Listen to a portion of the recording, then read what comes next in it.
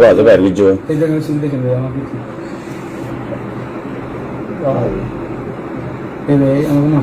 একটা চক্র এসে অটোতে করে এসে আমাদেরকে ধরে 4-5 জন মিলে ধরে চাকু টাকু ছুরি মুড়ি মেরে আমাদের একটা মোবাইল, 2টা মানিব্যাগে প্রায় 15-16 হাজার টাকার মতো ছিল, একটা ইনফিনিক্স ফোন ছিল ওরা আমাদেরকে মারধর করে এগুলো নিয়ে গেছে। নিয়ে যাওয়ার পরে আমরা এখানে 2-1 লোককে বলছি, আপনারা আপনার প্রশাসনের কাছে যান, টুরিস্ট পুলিশ আছে, তারপরে সদর থানা আছে।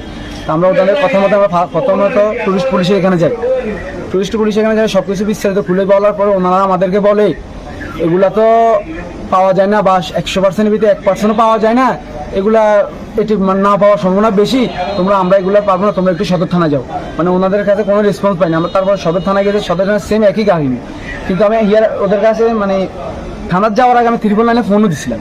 ফোন দেওয়ার পরে এমনি তোমার থানায় যাই, থানায় অভিযোগ করো। থানায় গেছিলাম, অভিযোগ করার পরে ওনারা আমাদের একটা নাম্বার দিছে, আমরা ওই নাম্বারটায় ফোন দিছি, রিটার্ন ফোন দিছি। আর উনি আমাদের বলে আমার কলাতলে একটা সমস্যা আছে, আমি এখানে আসতে পারবো না, তোমরা আমার ডিউটি 8টা পর্যন্ত, 8টার পর যে আসবে ওনাকে ফোন দিও।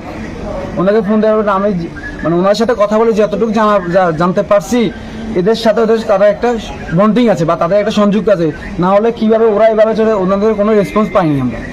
পুলিশের সাথে এদের সাথে 100% একটা সম্পর্ক আছে বা একটা সংযুক্ত আছে, না হলে তারা আমাদেরকে যতটা হেল্প করার দরকার একজন নাগরিক হিসেবে হেল্প করে নাই, তারা আমাদেরকে ভয়ভীতি দেখায়, আমাদেরকে তোমরা এগুলো পাবো না, আমরা চলে যেতে। আমরা এখান থেকে চলে আসছি।